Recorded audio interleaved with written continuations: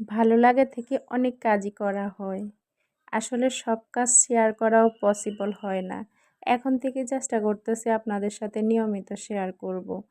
তো এখানে আমি আমার মেয়ের জন্য একটা জামা আর একটা পায়জামা তৈরি করব, সেজন্য ব্লগ করে নিতেছি। তো আসলে মোটামুটি সব কিছুই করা হয়, বাট বললাম না এই যে শেয়ার করা হয় না। ব্লগ করাটা শেষ হয়ে গেছে, এরপরে হচ্ছে আমি পায়জামাটা কাটতে আসছি। তো এই যে কাটাটা কাটতেছি কিভাবে সেটা দেখতেছেন। আমি ফ্যানটা সেলাই করার পরে বুঝবেন আসলে এটা কোন ধরনের সেলাই করতেছি। তো সব কিছু হয়তো আপনাদের সাথে আমি টিউটোরিয়াল আকারে শেয়ার করি না সেলাইয়ের। তো এই যে নিচে দিয়ে চওড়া মাঝখানে চিপা রেখে এটা সেলাই করব।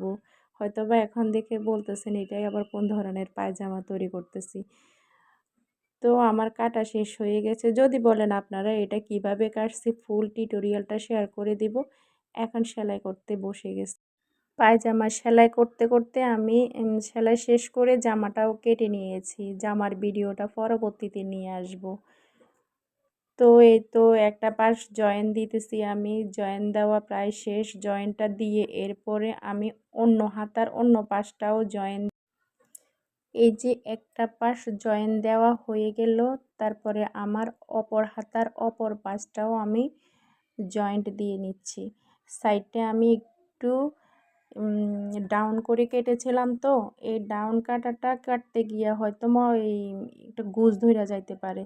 তো এই জন্য আমি এটাকে ছোট ছোট কাট করে নিচ্ছি, যাতে সেলাইয়ের পর ওই গুজটা না বাইর হয়, যাতে কুঁচকায় না থাকে সেলাইটা। তো এরপরে আমি নিচের হাতাটা ছোট্ট করে চিকন করে, একবারে চিকন করে সেলাই করে দিয়েছি। এই যে দেখতেছেন প্যান্টটা অনেক সুন্দর হয়েছে না?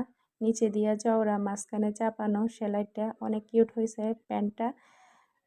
তো এই যে দেখেন নিজ হাতে ব্লক করছি, সকালে বসছি ব্লক করতে, ব্লক শেষ করে এরপর কাটছি, এরপর সেলাই করছি। সেলাই করার পরে দেখেন পায়জামাটা কি সুন্দর লাগতেছে। এটা আমি আমার মেয়ের জন্য তৈরি করছি। তো এটার সাথে কিন্তু জামাও তৈরি করতেছি। জামার কাটাটা পরবর্তী ভিডিওতে নিয়ে আসব, দেখবেন জামাটাও অনেক সুন্দর হয়েছে, অনেক কিউট হয়েছে জামাটাও। তো এই পায়জামাটা তৈরি করে যখন রাখছি না, আমার মেয়ে আইসা গোসল করে ওইটা পরে ফেলছে, অনেক খুশি হয়ে গেছে পায়জামাটা পেয়ে। অনেক সুন্দর হয়েছে। ভালো থাকেন, সুস্থ থাকেন, আল্লাহ হাফেজ, আসসালামু আলাইকুম।